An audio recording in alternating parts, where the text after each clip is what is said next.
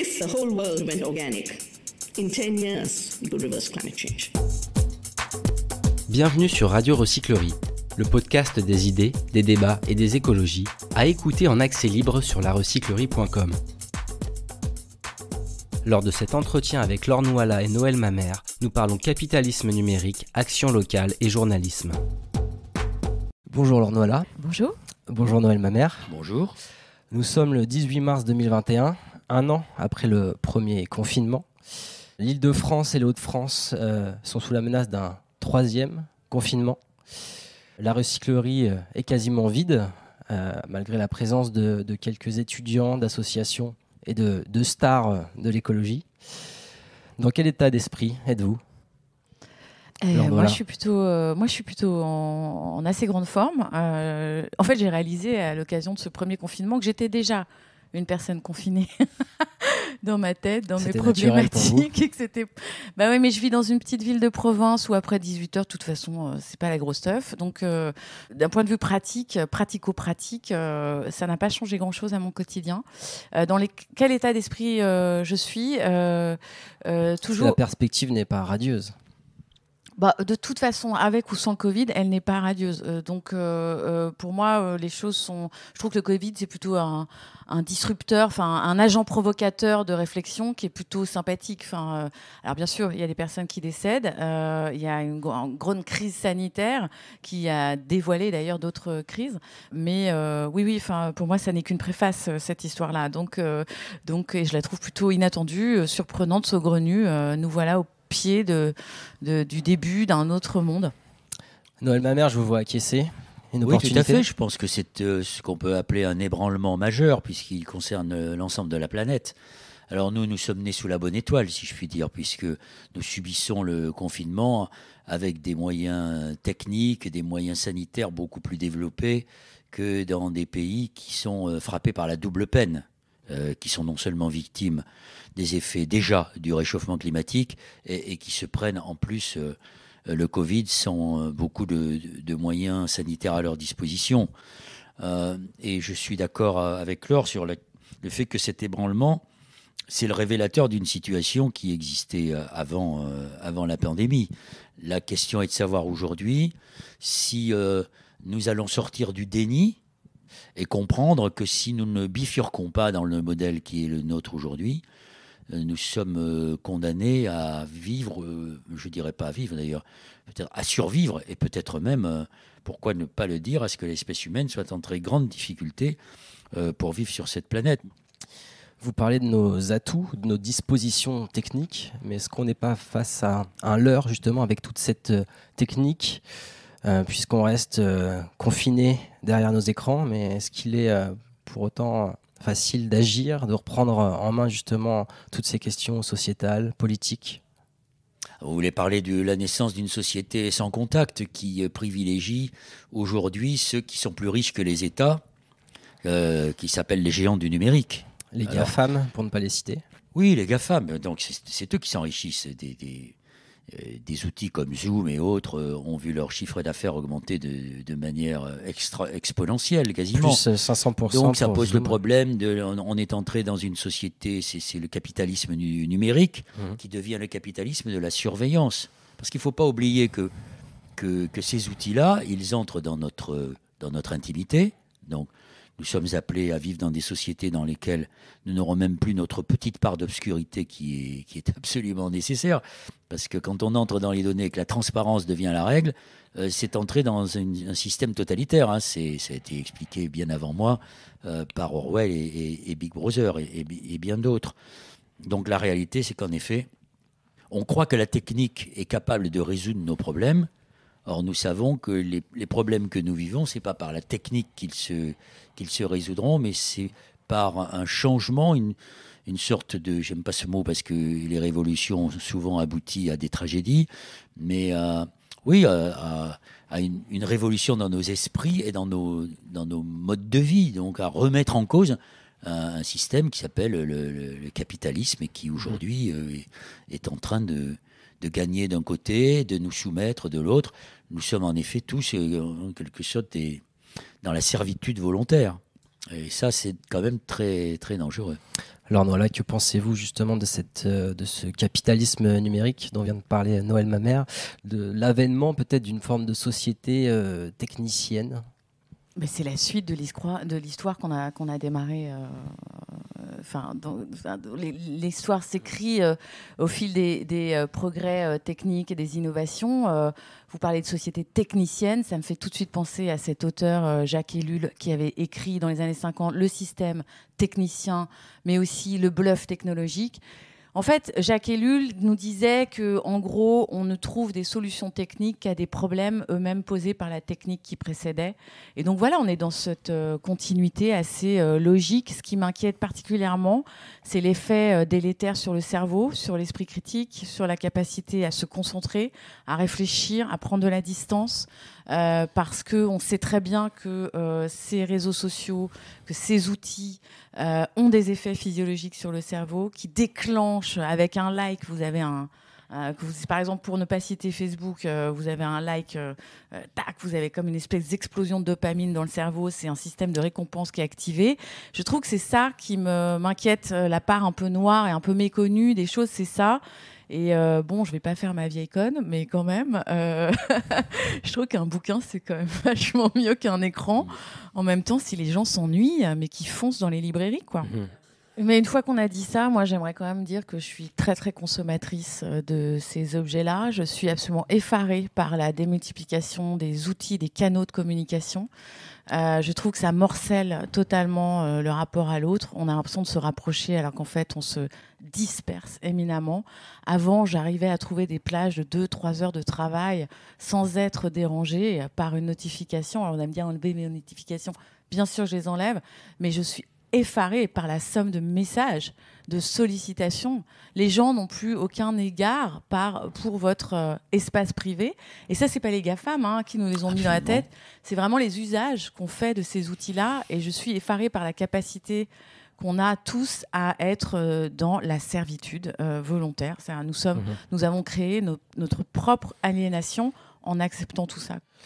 Alors Noëlla, vous parliez du rapport aux autres, des relations sociales, mais il y a aussi le rapport au temps qui est problématique avec ces outils numériques. Pourtant, une crise sanitaire comme on est en train de vivre pourrait nous amener à rompre avec une certaine forme de présentisme et justement à penser le temps long.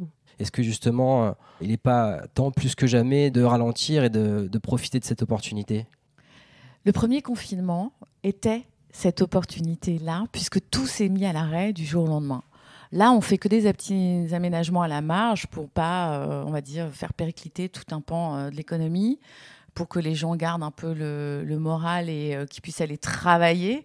Les enfants sont à l'école, les étudiants, bon, on ne sait pas trop, mais enfin voilà. Premier confinement, il a fait vraiment cet effet d'un temps à l'arrêt. Je pense que les 3-4 premières semaines étaient encore sous le coup d'une sidération collective. Et petit à petit, on s'en est aménagé. Souvenez-vous, en plus, ça démarrait en mars. Donc avril, mai, c'est les plus beaux mois de l'année, c'est le printemps. Donc ceux qui avaient la chance d'être au contact de la nature prenaient le temps, justement, de prendre le temps. Désormais, je trouve qu'on n'a plus le temps de rien. Et certainement pas de faire un pas de côté pour penser. Moi, je n'aimerais pas être aux affaires aujourd'hui pour pouvoir décider qu'est-ce qu'il y a de mieux à faire, qu'est-ce qu'il y a de plus pertinent. C'est impossible. Le temps politique n'a jamais été le temps long, pour le coup. Oui, mais Noël le temps Mamère politique... en attestera ici. Oui, mais justement, alors le temps de la pensée. Alors les penseurs sont tous là. Bruno Latour sort où atterrir. Enfin, où suis-je On se pose tous la question de Vous avez en face de vous 2 écolos qui pensent de toute façon depuis un certain temps, et qui pensent même depuis très très longtemps, et qui sont les héritiers de pensées déjà il y a très très longtemps. Et on est peut-être les précurseurs d'une pensée dans le grand public, mais en fait en réalité non. On pense depuis très longtemps qu'il faudrait faire un pas de côté, ouais, pour reprendre, à faire un pas de côté. Et ouais, c'était le film de l'ami GB, l'an 01. Voilà, faire un pas de côté. C'est pas nouveau, cette envie de faire un pas de côté, de réfléchir avec. Tous les éléments sont sur la table, on a tous les bouquins qu'il faut, on a tous les rapports qu'il faut, tous les savoirs. On sait exactement dans quel sens on va là, collectivement. Et il y a une falaise au bout. Donc oui, arrêtons-nous. Enfin, le flow collectif fait qu'on va plutôt aller dans la falaise. Mais bon, ça, c'est ma vision perso. Alors, vous avez un point commun, notamment, c'est votre rapport au local. Vous, monsieur Noël Mamère, en tant qu'ancien maire de Bègles, Lornois-là en tant que ex-urbaine, maintenant habitante de Joigny, une ville de Bourgogne-Franche-Comté, c'est ça ? Oui, de Lyon, à 10 000 habitants. Diriez-vous que l'échelle locale est la plus efficace pour provoquer le changement, le mouvement, l'envie d'agir ? Disons que les penseurs de l'écologie, depuis le 19e siècle, depuis Thoreau par exemple, ont toujours défendu l'idée de petites entités, de sociétés à dimension humaine. Celui qui a le plus défendu cela, c'est un philosophe américain qui s'appelle Murray Bookchin, qui a inventé ce qui est aujourd'hui à la mode chez les écologistes. Ça s'appelle l'écologie sociale, à ne pas confondre avec le détournement par les socialistes de la social-écologie, ce qui n'est pas tout à fait la même chose, et qui a inventé ce qu'on appelle le municipalisme libertaire. C'est lui qui notamment a inspiré la mise en œuvre de cette forme de gouvernement horizontal dans la Rojava avec les Kurdes. Et aux dernières élections municipales en France, il y avait dans plusieurs communes des listes municipalistes. Donc, vous voyez que la démarche, par exemple, de Laure, elle en parlera mieux que moi, avec ses amis à Joigny, c'est une démarche que l'on peut qualifier, qui est assez proche de ce que proposait Bookchin. Ce qui se passe à Notre-Dame-des-Landes, c'est aussi inspiré par ce qu'a pu écrire Bookchin, mais ce qu'a écrit aussi Illich. C'est un héritage extrêmement important. Mais Charbonneau et Ellul, quand ils faisaient leur camp de jeunes dans les Pyrénées, qu'est-ce qu'ils défendaient ? Ils défendaient aussi des sociétés à dimension humaine. C'est une idée d'ailleurs, la plupart des grands penseurs de l'écologie sont des penseurs libertaires, mais aussi anarchistes, mais pas au sens philosophique de l'anarchie. La question maintenant qui est posée, parce qu'il y a une floraison énorme d'initiatives. Il y a aujourd'hui plein de gens qui décident de dire on tourne la page, on bifurque et on va essayer de vivre d'une autre manière. Et pas simplement d'ailleurs dans la relation à la Terre, mais dans les relations sociales, c'est-à-dire l'échange des savoirs, etc. La question qui est posée, c'est est-ce que la somme de ces petites initiatives, ça finira par faire société ? Moi, je n'ai pas la réponse. Faire communauté, déjà, ce serait bien. Laure Noëlla, qu'est-ce que ça donne sur le terrain ? Comment faites-vous à Joigny, par exemple vous avez des expériences pour faire commune sur cette ville de 10 000 habitants ? Alors déjà, on est plusieurs collectifs. Il y en a qui sont spécialisés sur l'autonomie numérique. Nous, on est spécialisés un peu sur l'autonomie alimentaire. En fait, le mot-clé, c'est l'autonomie. C'est-à-dire qu'on considère que dans le petit, small is beautiful, d'abord, il y a deux choses. On parlait tout à l'heure de comment les réseaux séquencent nos cerveaux, nous séquencent nos journées, séquencent nos pensées.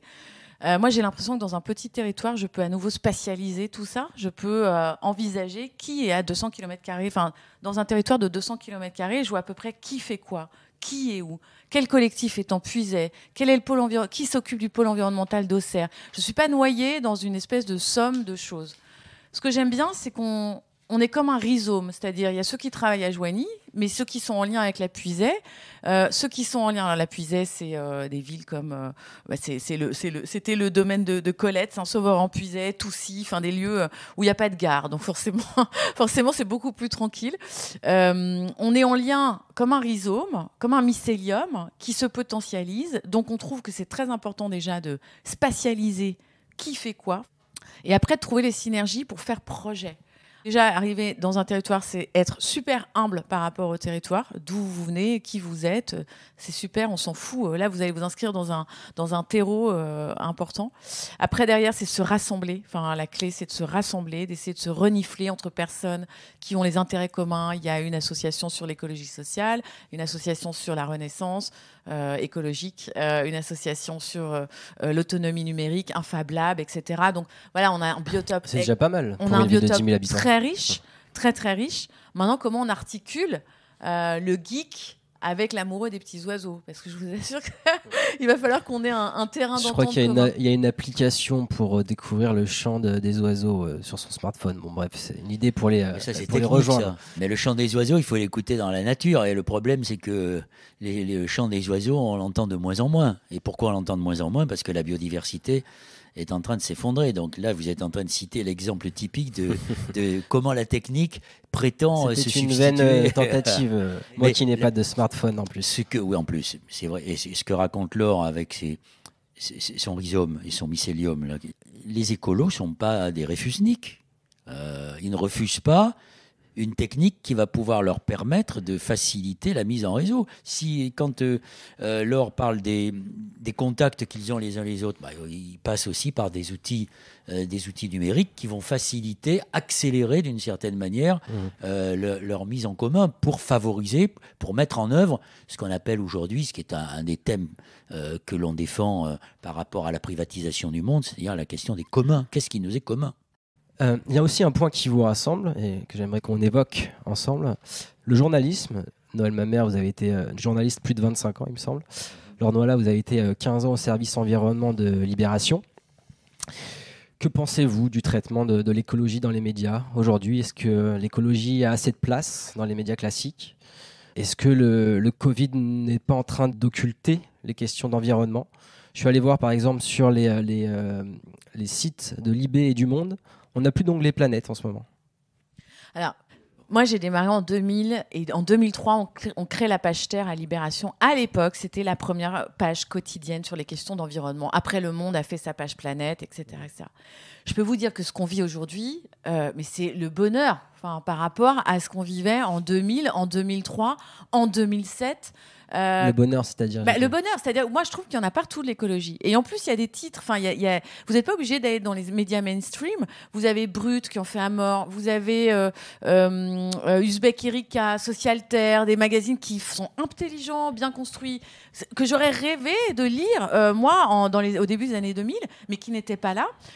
Nous, on se battait dans les rédactions pour avoir des pages quotidiennes qui valaient autant le coup que la dernière petite phrase de Montebourg face à je sais plus qui, la politique politicienne, c'est-à-dire on a une phrase à l'autre, ça nous fait 2 pages dans un journal, alors que toi tu es là avec ton sujet sur, excusez-moi, je crois que les océans s'acidifient, ça va très très mal se passer, qu'est-ce qu'on fait ? Donc il y a eu une période juste après le prix Nobel de la paix accordé au GIEC et à Al Gore, donc ça c'était 2008-2009, et après il y a eu le sommet de Copenhague où ça a été une viandade totale, et à ce moment-là on a dit ouais, l'écologie ça commence à bien faire, vous êtes le royaume de la mauvaise nouvelle.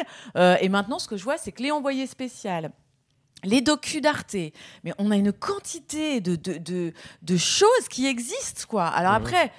Même dans les médias classiques, les grands médias, vous trouvez ? Non, mais c'est sûr que si vous cherchez l'écologie dans les Échos, vous verrez plutôt la question de la taxe carbone. Si vous cherchez l'écologie ça greenwash dans tous les sens aussi. Dans Valeurs Actuelles, vous allez avoir un peu de mal. Quoique, des fois, il y a des choses qui se retrouvent.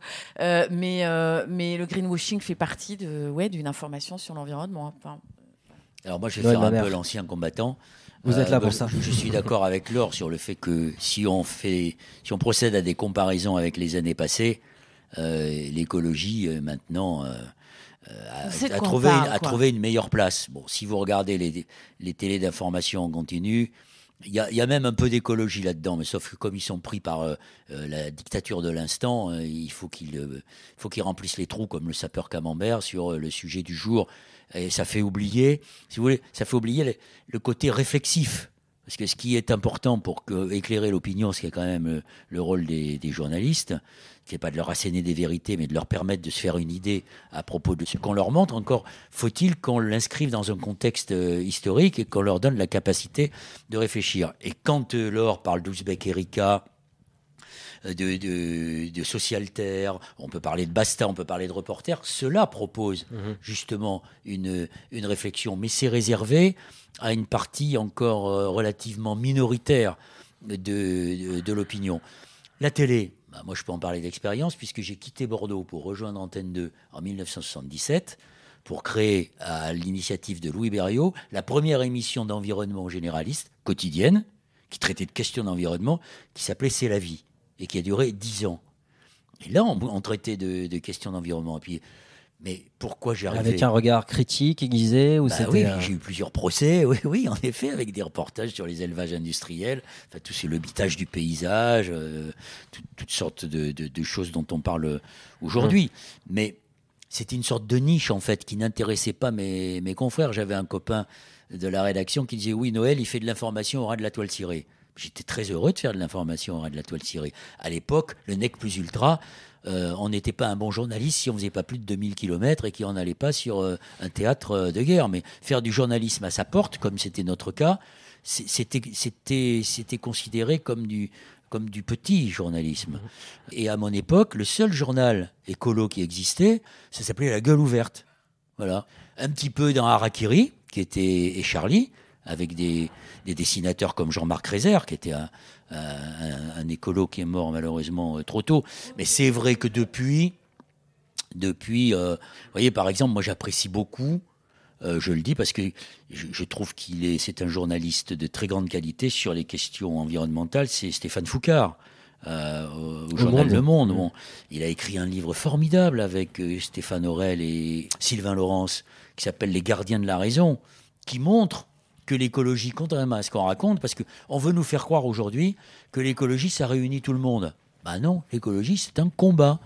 Et l'écologie et les écologistes aujourd'hui, ils ont des adversaires déterminés. Regardez comment on a ressorti le fait que Greta Thunberg serait hystérique. Mais Rachel Carson, en 1962, quand elle a sorti son livre Le Printemps silencieux, qui a été un phénomène de société qui a contribué à accélérer le mouvement écolo aux États-Unis, on l'a traité déjà d'hystérique. Les Khmers verts, tout ça, c'est des vieux oripeaux qu'on nous ressort parce que, et c'est tant mieux, les écologistes aujourd'hui, ils font peur à l'establishment, ils font peur à ceux qui veulent maintenir le statu quo. Ça veut donc dire qu'il y a quand même des progrès, et comme la presse, elle n'a pas beaucoup... disons que la presse, elle n'anticipe pas, malheureusement, trop souvent, elle fait du suivisme de l'opinion dominante. Il se trouve que oui, nous avons remporté une victoire culturelle, les écologistes, pas encore une victoire politique. Et donc, les journalistes commencent à s'y mettre et à le découvrir. Sauf que, ils laissent entendre, parce que c'est comme ça pour eux, que l'écologie serait une idée neuve. Non, l'écologie, c'est pas une idée neuve. C'est peut-être une idée neuve dans la société de 2021, mais c'est une idée neuve qui vient de loin.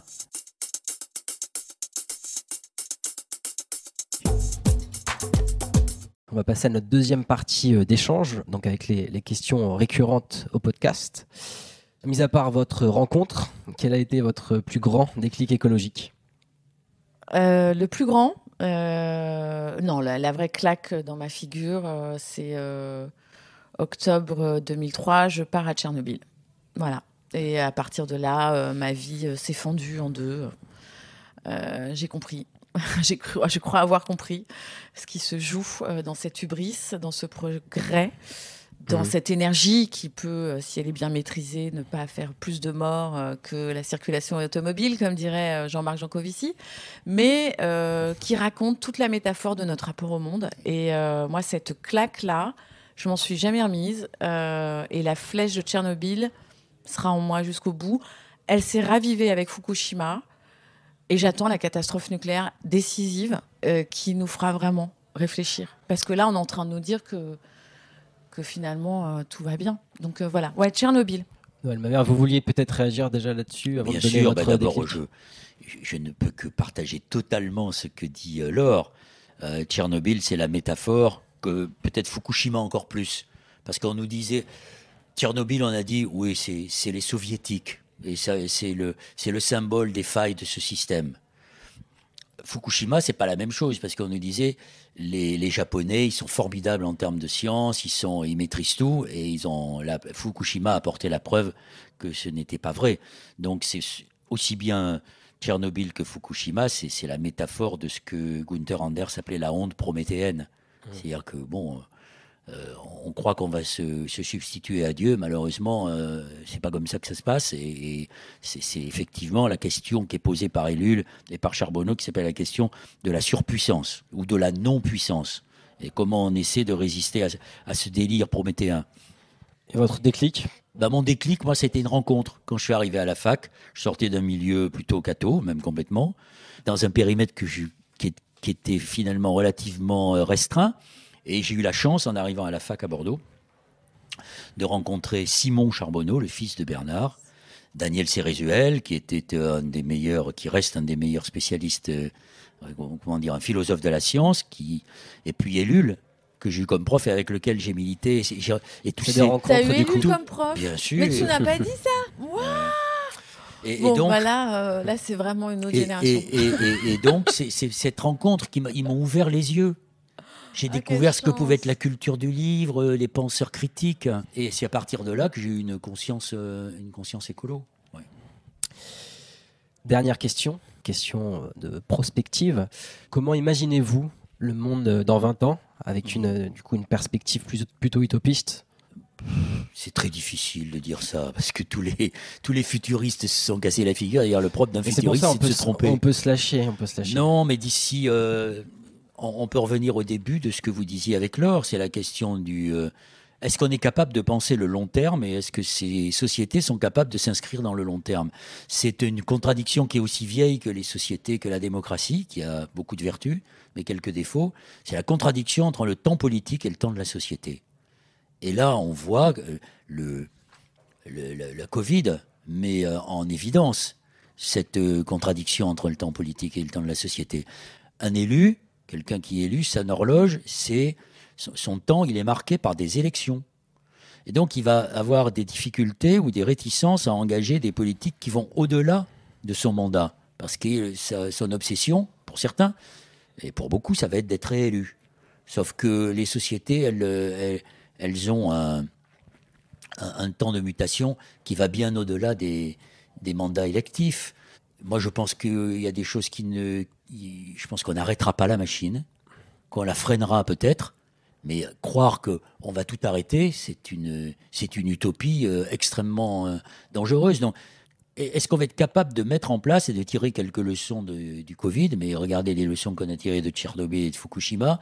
Je lisais dans Le Monde de cet après-midi qu'il y avait encore des problèmes sur l'EPR de Flamanville, qui était donné à 2 milliards au départ. On en est à combien, Laura? À 13 milliards, je crois, aujourd'hui. Mais en fait, on est en train de mettre des centrales nucléaires en fin de vie. On les met en soins palliatifs, avec des risques énormes qu'on fait prendre aux Français. Il faut dire à ceux qui nous écoutent qu'il n'y a pas de centrale nucléaire au-delà de 75 km d'une grande ville en France. On est le pays le plus nucléarisé du monde par rapport au nombre d'habitants. Et on voudrait nous faire croire qu'il y aurait un risque zéro. Comme il y avait un risque zéro pour la pandémie, on était très fort. Mais vous aviez des gens comme Frédéric Keck et toute une série d'épidémiologistes qui vous disaient, mais si on continue comme ça, à se comporter comme des prédateurs, à gagner sur le monde sauvage qui porte des virus qui ne sont pas pathogènes pour lui mais pour nous, on est au-devant de pandémies. Si on continue dans l'agro-business et dans l'élevage industriel, c'est pareil. Donc 20 ans, c'est très court. C'est très court comme perspective. Mais on doit prendre quelque part un virage serré. Le virage, si l'on ne prend pas maintenant, ce ne sera pas un virage serré, ce sera des formes d'éco-totalitarisme et des formes de régime autoritaire. Moi, ça sera beaucoup plus funky en 2041. Il y aura d'un côté la secte Sapiens First, qui aura cloné Elon Musk et Donald Trump. Puis de l'autre côté, il y aura les survivalistes qui seront à la tête d'un empire de BAD, des bases autonomes de défense.